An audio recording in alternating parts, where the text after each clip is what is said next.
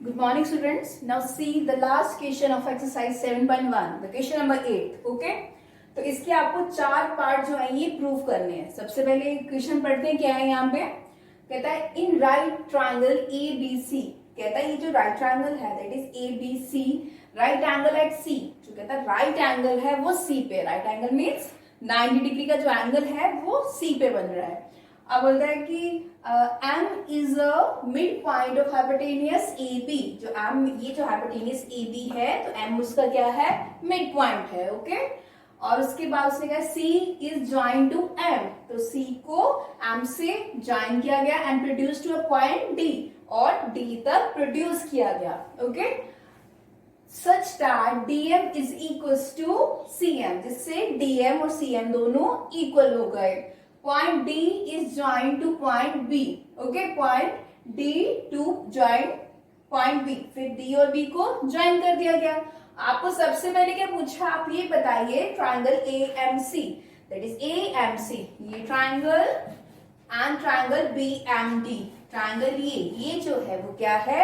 Congruent है. Okay तो वो करने के लिए अब ये देखो, ये 4 पार्ट प्रूफ करने के लिए मेरा इस पे पूरा नहीं आएगा तो मैं इरेज करके नेक्स्ट पार्ट करूंगी. ओके तो आप नोट डाउन अच्छी तरह कर लेना.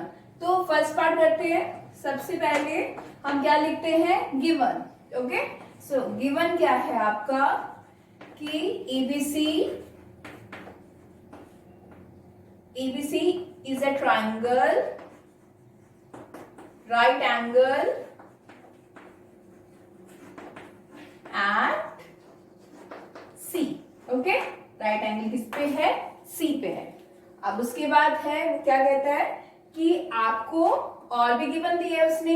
नेक्स्ट लाइन में बोला है M is the mid point of hypotenuse AB. M mid point है. अगर M AB लाइन का M मिड पॉइंट है तो AM और BM दोनों क्या हो जाएंगे? इक्वल हो जाएंगे. AM is equals to BM. ये भी गिवन है. उसके बाद क्या बोला? C join to M and produce to point D such that DMC को CM. ये भी दिया आपको.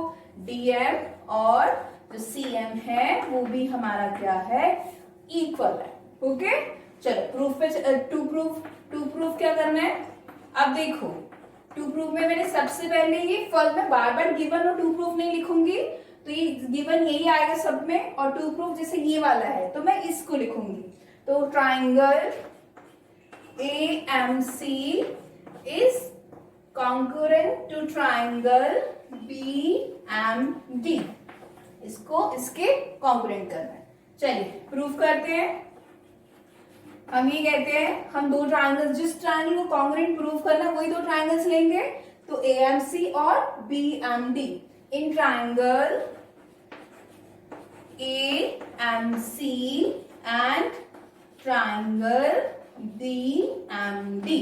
ये ट्राइंगल ले लिया, ये वाला और ये वाला ट्राइंगल ले लिया. और अब मुझे इसमें ये देखना है कि उसने क्या गिवन दिया है और क्या मैं इसको प्रूफ कर सकती हूँ. ठीक है अब तो ये गिवन तो था AM is equals to BM और क्या गिवन है? DM is equals to CM. Okay तो आप लिख दो यहाँ पे कि AM is equals to BM. AM और BM दोनों क्या है? इक्वल है. क्यों? क्योंकि M is a mid point. M उसका क्या है? मिड पॉइंट है. ओके अब दो लाइंस अगर आपस में इंटरसेक्ट करती हैं तो वर्टिकली ऑपोजिट एंगल्स बनाती है. तो वर्टिकली ऑपोजिट एंगल बनाएंगे तो ये वाला एंगल क्या होगा? इक्वल होगा. इसको एंगल नंबर 1 दे दो, इसको नाम एंगल नंबर 2 दे दो. अगर एंगल नाम नहीं देना तो आप लिख दो DMB और AMC. एंगल DMB और angle AMC is equal. Okay तो मैंने एंगल्स का नाम दे दिया. Angle 1 is equal to angle 2 vertically opposite angles. ये भी लिख दिया. तीसरा आपको ये गिवन दिया था कि CM और DM जो है वो क्या है? इक्वल है. तो आप लिख दीजिए यहाँ पे CM is equals to DM. ये आपको उसने गिवन दिया था. किसी ट्रायंगल को प्रूफ करने के लिए आपको साइड भी मिल गई, एक एंगल भी मिल गया और एक साइड भी मिल गई. तो therefore the triangle AMC, the triangle AMC is congruent to triangle BMD. Okay, by which rule? That is side angle side. By side angle side rule. Okay, तो ये आपको साइड एंगल साइड रूल से आपने इसको congruent proof कर दिया।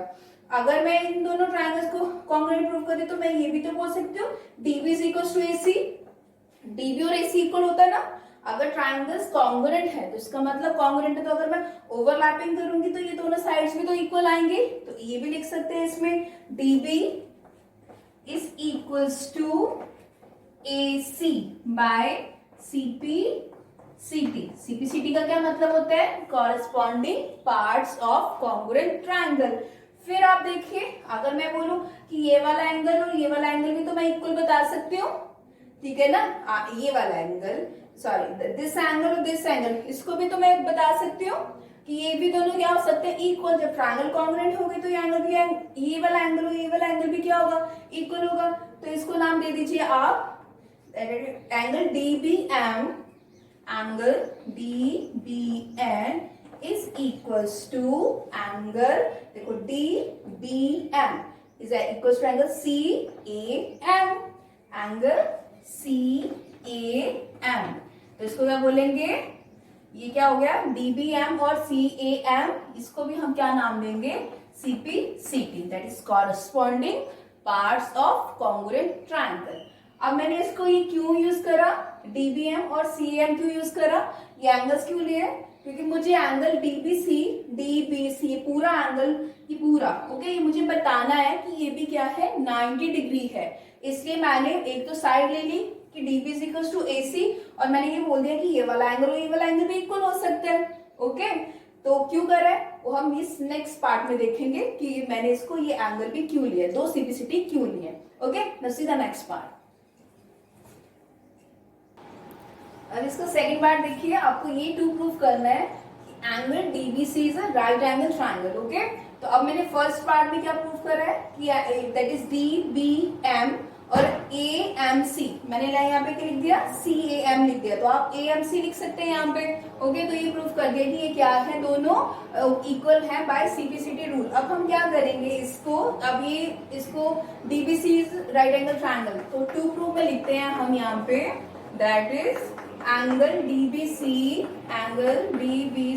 Is right angle triangle. Okay, अब right angle triangle लिखेंगे।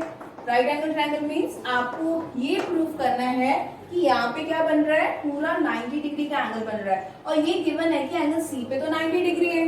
अब यहाँ पे देखिए फ्रॉम 1, अगर मैं इसको प्रूफ करते हैं, आपने ये प्रूफ करा था कि angle DBM is equals to angle that is CAM। Okay, आप इसको that is DBM, okay CAM, हाँ CAM ठीक है आपका। अब इसको CAM ही लिखोगे, AMC नहीं लिखोगे, CAM ही लिखोगे यहाँ पे, तो CAM। तो ये क्या हो गया? बाय CPCT आपने प्रूफ करा था। अब ये तो CPCT प्रूफ कर दिया। अगर ये वाला एंगल और ये वाला एंगल इक्वल है तो आप ये देखिए कि एक Z शेप बन रही है। ये Z शेप है, Z शेप में ये एंगल और ये एंगल अगर इक्वल होता है तो इसका मतलब ये कौन से हैं? Alternate angles. Alternate angle, that is alternate angles. और जब ऑल्टरनेट एंगल्स होते हैं तो अगर ये और ये एंगल इक्वल है तो ये Z शेप बन रही है, ऑल्टरनेट एंगल्स है। अगर ऑल्टरनेट एंगल तभी बनते हैं तो लाइंस क्या होती है? पैरेलल होती है। तो इसका मतलब आपका ये जो BD है वो किसके पैरेलल हो गई? AC के। BD is parallel to AC, ये दोनों लाइंस क्या हो गई? पैरेलल हो गई। पैरेलल होगी तो ऑल्टरनेट एंगल बनाते हैं। अगर दो लाइंस पैरेलल हैं और एक लाइन कट कर रही है तो वो कोइंटेरियर एंगल भी बनाती है, कॉरेस्पॉन्डिंग एंगल्स भी बनाती है, और उसके बाद क्या है यहाँ पे कोइंटीरियर कॉरेस्पॉन्डिंग एंगल्स भी बनाती है, ऑल्टरनेट एंगल्स भी बनाती है। तो अगर ये BD और AC ये दोनों पैरेलल हैं आपस में, if line is BD is parallel to AC। Okay, अब हम देखेंगे तो इट मीन्स दैट, और ये अगर ये दोनों पैरेलल है तो जो BC क्या है? इसमें ट्रांसवर्सल है ना, तो if BD is parallel to AC, so BC is transversal line. Okay, transversal transversal line, ये ट्रांसवर्सल लाइन हो गई। ओके, देखो यहाँ पे ये दो लाइंस पैरेलल है, अभी जस्ट प्रूव करा है, और ये ट्रांसवर्सल है। तो इस पूरे का सम ये को इंटीरियर एंगल बनाते हैं। को इंटीरियर एंगल्स का सम कितना होता है? That is 180 degree. तो it means that angle DBC plus angle ACB, angle ACB is equals to, इन दोनों का सम कितना हुआ? 180 डिग्री। 180 क्यों हुआ? क्योंकि को इंटीरियर एंगल्स बनाते हैं, को इंटीरियर एंगल्स, तो को इंटीरियर एंगल बनाते हैं यहाँ पे। और ये मैंने बता दिया BC क्या है, इसमें ट्रांसवर्सल है। अब आपको गिवन तो ये दिया ही है कि C पे आपका 90 डिग्री का एंगल बन रहा है, एंगल C पे 90 डिग्री है, तो इट मींस आपको तो गिवन ही है कि 90 डिग्री है, तो ये 180 डिग्री है। तो आपको यही प्रूव करना है कि जो DBC है वो क्या बना रहा है आपका? DBC भी 90 डिग्री है। सो 180 डिग्री, ये 90 को उधर ले जाइए, ये 90 डिग्री हो गया। तो DBC ये भी कितना हुआ? 90 डिग्री। अगर DBC 90 डिग्री है तो इट मींस दैट कि जो DBC है वो भी एक राइट एंगल ट्रायंगल है। तो आपने इसको ये प्रूव कर दिया। ओके, आप यू प्रूव दैट। ठीक है, अब इसका हम नेक्स्ट पार्ट देखते हैं कि आपको ये बताना है कि ये और ये triangle DBC is congruent to triangle ACB। Okay, अब देखते हैं इसको। तो इसका थर्ड पार्ट है DBC, triangle DBC is congruent to triangle ACB। Okay, चलिए अब प्रूव करते हैं इसको। हमने जो फर्स्ट वाला प्रूव करा था तो उसमें मैंने क्या लिया था? BD और AC इक्वल है बाय CPCT। तो आप यहाँ पे भी लिख सकते हैं कि BD इज इन ट्रायंगल, सबसे पहले ये लिखेंगे in triangle DBC and triangle that is ACB। आप सबसे पहले लिख दो यहाँ पे BD is equals to AC। तो ये क्या करा आपने? प्रूव करा है। तो आप लिखो यहाँ पे प्रूव्ड अबव, कि हमने इससे पहले इसको प्रूव करा है। ओके, अब यहाँ पे अभी देखिए DBC और ACB, अभी आपने बताया था ना DBC is a right angle triangle, तो यहाँ पे भी लिख सकते हैं angle DBC is equals to angle ACB। Okay, तो यहाँ पे भी क्या करा था? अभी प्रूव करा था, तो यहाँ पे भी लिख दीजिए प्रूव्ड अबव, ये भी लिख दिया हमने। अब तीसरी चीज ढूंढनी है और ट्रायंगल कॉन्ग्रुएंट होगा। अब इन दोनों ट्रायंगल्स में इसका जो बेस है, बेस तो एक ही है BC, ये दोनों में कॉमन आ रहा है, तो आप लिख दो यहाँ पे BC is equals to BC, और ये क्या है आपका? कॉमन साइड है दोनों ट्रायंगल्स में, तो ट्रायंगल कॉन्ग्रुएंट हो गया साइड एंगल साइड रूल से। So therefore the triangle DBC is congruent to triangle ACB by side angle side rule। Triangle आपका कॉन्ग्रुएंट हो। ओके, अब उससे पहले अब मुझे भी इसका भी CPCT लिख लेते हैं कि इसका CPCT क्या हो सकता है। आपने क्या बोला यहाँ पे कि आपका ये ट्रायंगल, तो ये ट्रायंगल क्या हो गया? कॉन्ग्रुएंट हो गया। आपने ये ट्रायंगल और ये ट्रायंगल कॉन्ग्रुएंट करे, तो इसके जो डायगोनल्स हैं, इसका CPCT में अगर दो ट्रायंगल्स कॉन्ग्रुएंट है, तो अगर उसको ओवरलैपिंग करूंगी तो दैट इज AB और CD, ये दोनों इक्वल आ जाएंगे ओवरलैपिंग में। तो इसका मैं CPCT यही लिखूंगी कि AB is equals to CD, okay, by CPCT। CPCT means that is corresponding parts of congruent triangles. Okay, तो अब इसका लास्ट पार्ट देखते हैं, फोर्थ पार्ट कैसे करना है। इसका लास्ट पार्ट देखते हैं, CM is equals to half of AB। Okay, तो आपको मेरा ये क्वेश्चन के लिए इतना ज्यादा स्पेस नहीं था, तो मैं को इरेज कर करके लिखना पड़ रहा है। आपको ऐसे नहीं करना है कि वो करके फिर काट दिया फिर लिख लिया। ओके, आपका पूरा क्वेश्चन रहना चाहिए। तो प्रूफ देखिए इसका क्या करेंगे, CM is equals to half of AB। आपने इससे पहले मैंने CPCT किया, मैंने यहाँ पे ना जो मैंने CPCT लिखा है that is corresponding of the corresponding parts of congruent triangle, मैंने यहाँ लिख लिया क्योंकि मुझे तो ये यूज करने हैं ना, इनको यूज करके मेरे आंसर्स निकलेंगे। तो लास्ट वाले में जब मैंने ये प्रूव करा था तो मैंने ये बता दिया इसका CPCT क्या था, EB is equals to CD। तो मैं ये प्रूव कर इसका यूज करूंगी। AB जब हमारा CD के इक्वल था, मैंने जब इसको प्रूव करा तो अब मैं ये लिख रही हूँ प्रूव्ड अबव। ओके, मैंने इसको प्रूव करा था, ये दोनों इक्वल है। तो AB को ये मुझे ये प्रूव है CM is equals to half of AB, तो AB को तो हमें नहीं छेड़ना है। अब CD की अगर बात करें, CD की बात करें तो CD की बात करें तो वो CM प्लस DM के इक्वल होगा, क्योंकि आपको गिवन था, उसने गिवन था कि हाँ यहाँ पे क्या दिया, DM और CM दोनों इक्वल है, तो यहाँ पे लिख देते हैं CD को DM प्लस CM लिख सकते हैं ना। यहाँ पे अगर मैं पूरी CD की बात करूं तो CD लाइन कैसे मिलेगी मुझे, अगर मैं CM की लाइन को और DM की लाइन को मैं अगर आपस में ऐड कर दूंगी तो मुझे ये पूरी लाइन मिल जाएगी, दैट इज CD।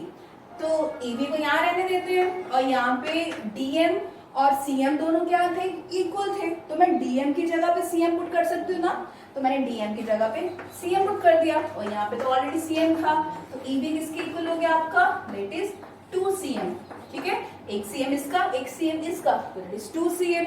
तो आपको CM की वैल्यू निकालनी है, तो वो कितना होगा, इसको इधर ले आइए, हाफ ऑफ AB, तो यहाँ पे CM किसके इक्वल आ गया, हाफ ऑफ AB। आपको यही प्रूव करना था। क्वेश्चन नंबर 8 में बच्चों को प्रॉब्लम थी, तो मैंने 7.2 के बाद भेजा 7.1 का क्वेश्चन नंबर 8, तो आप ये ध्यान से अपनी कॉपी में नोट डाउन कर लेना जिसको भी प्रॉब्लम थी। Okay, till then thank you.